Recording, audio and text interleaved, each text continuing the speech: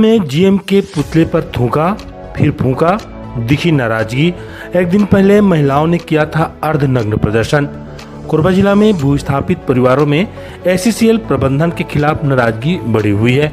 कुसमुंडा परियोजना के कालांतर में दी गई फर्जी नौकरियों के कारण अनेक भूस्थापित परिवार के लोग नौकरी के लिए भटक रहे हैं।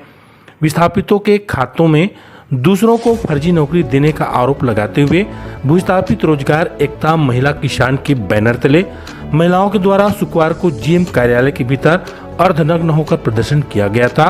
इन्होंने अधिकारी को कहा कि आप चूड़ी पहन लो, हम यहां से चले जाएंगे। इस प्रदर्शन के बाद आज कुसमुंडा जीएम सचिन पाटिल और सीएमडी का पुतला कार्यालय गेट पर फूंका गया। पुतला दहन से पहले भूस्थापितों ने पुतले को लेकर जुलूस निकाला। जीएम और सीएमडी के पुतले के साथ दहन स्थल पर पहुंचे और नारेबाजी करते हुए एक भूस्थापित ने पुतले पर थूका और इसके बाद मुर्दाबाद के नारे लगाते हुए उसे जला दी गई। इनकी तस्वीर को पैर से कुचला भी गया। इस दौरान विस्थापितों के चेहरे पर नाराजगी झलक रही थी और प्रबंधन के रवैये से वह लोग काफी खपा नाराज आ रहे थे। दूसरी तरफ शुक्रवार को प्रदर्शन के दौरान एससीसीएल के अधिकारी यह सफाई देते रहे कि जिनकी जमीन ली गई है उनके द्वारा दिए सहमति के आधार पर एवं राज्य शासन की इकाइयों के द्वारा किए गए सत्यापन के उपरांत ही नौकरी दी गई है, तो इसमें एससीसीएल की गलती कहाँ?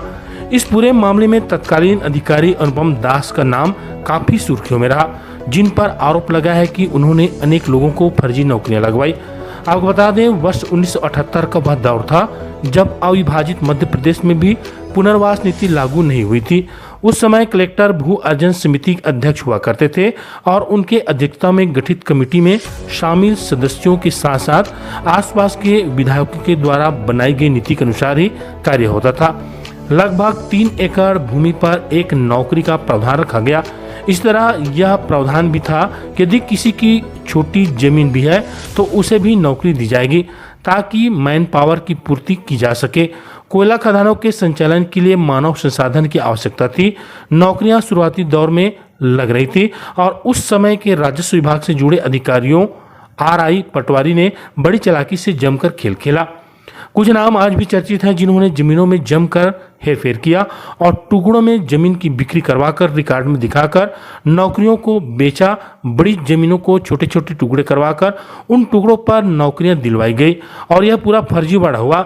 इसके अलावा कई ऐसे भी लोग थे जो उस समय नौकरी नहीं करना चाहते थे और उनके घर में कोई नौकरी लायक आश्रित भी नहीं था, किंतु चालाक लोगों ने इनसे समझौता कराकर कोई न कोई नाता जोड़कर सहमति लेकर नौकरी हासिल कर ली।